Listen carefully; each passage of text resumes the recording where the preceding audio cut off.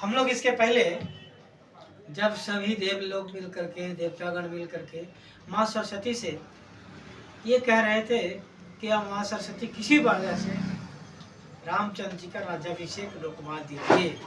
तब मनी मन सरस्वती माँ शारदा सोच रही है कि कितना नीच है, कितना कुटिल है, कितना गिरा हुआ है, देवता कुल में रहने के बावजूद भी इसका सोच कितना नीचा है। ये दूसरी की संपत्ति को देख नहीं सकता, दूसरे के सुख को देख नहीं सकता।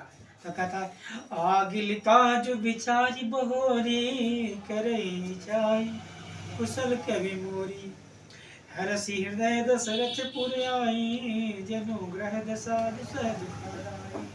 कहती है।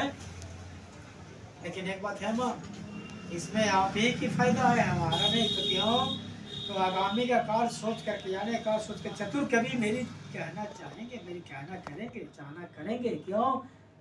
कुछ अलग करेंगे तो जब आने वाले पीढ़ियाँ जब इन पर कुछ लिखेगी तो मेरी विचार करेगी ना कि माँ सरस्वती की कृपा से यहाँ तक पहुँचे। ये सब सोच करके माँ सरस्वती ने सोचा कि ठीक है, इस प्रकार विचार किया कि चलो अगर कुछ उचित काम के लिए किया जा रहा है, राम का वनवास या राम का राज्याभिषेक से रोका जाना अगर देश के लिए कल्याण की बात है तो इसको करने में कोई बुराई नहीं।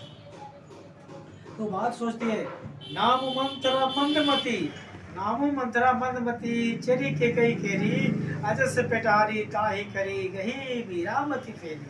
तो एक मंत्रा जो थी दासी थी और केकई के मायके से आई थी उसके साथ। अब वो कुटिल प्रवृत्ति की थी।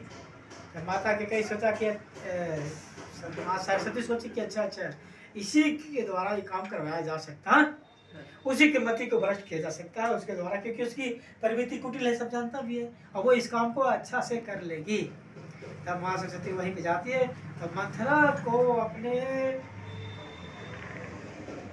आभा मंडल से मंथरा के मन को बदलती है और केकई के पास भिजवाती है। अब मंथरा केकई के पास जाती है और खूब, अरे इस सजावट तो देखो, ताजमहल देखो, सुंदर में बधाई बज रही है, बाप रे बाप। उसने लोगों से पूछा कैसा उत्सव है? किसने पूछा? मंथरा ने कि कैसा उत्सव है?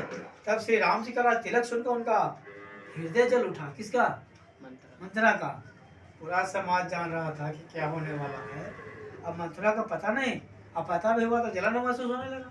क्यों? आप जाए कहता है करे विचार कुमुद्दि कुजाती होई एकाजु कबनी विधिरा देखी लगी मधु कुटिल भी किराती जिमी गवाए तके लेऊ कहूँ माती। कहता है कुबुद्धि कुगति के थे ही, मतलब कुबुद्धि कुगति के थे ही, और दासी विचार करने लगी कि अरे इस प्रकार रात में वो काम बिगाड़ जाए।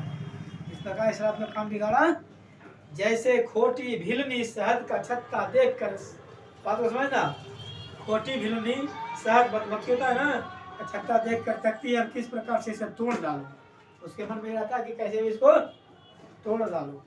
ठीक उसी तरह से तब वो भरत जी की माता केकई के पास जाती है। उसके पास जा कर गई तो रानी केकई ने हंस कर पूछा तू उदास क्यों है? तू उदास क्यों है? यह उत्तर न देकर उसे श्वास लेने लगी, बड़े बड़े सांसें लेने लगी, छोड़ने लगी और धीरे धीरे कर आंसू टपकाने लगी। धीरे धीरे कर आंसू।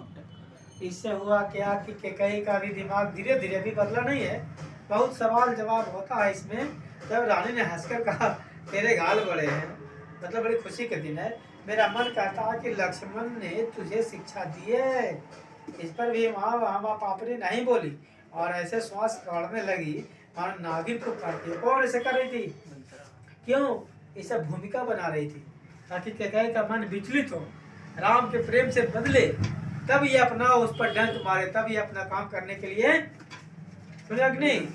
माँ केकई कहती है अरे को बोलती क्यों नहीं? रामचंद्र राजा लक्ष्मण भरत और शत्रुघ्न कुशल से तो हैं। यह सुनकर कुकड़ी के हृदय में बड़ा दुख हुआ। क्यों दुख हुआ? क्यों? तो अभी भी तो उसी की गीत गा रही है, उसी के प्रेम में पड़ता है।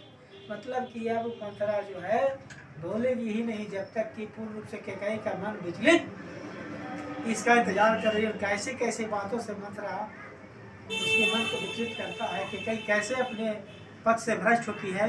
इसकी बहुत सारी बातें हैं, अभी तो चाल शुरुआत किया है, इस पर हम लोग अगली बार में बात करेंगे। बाकी अभी यही था, ठीक है।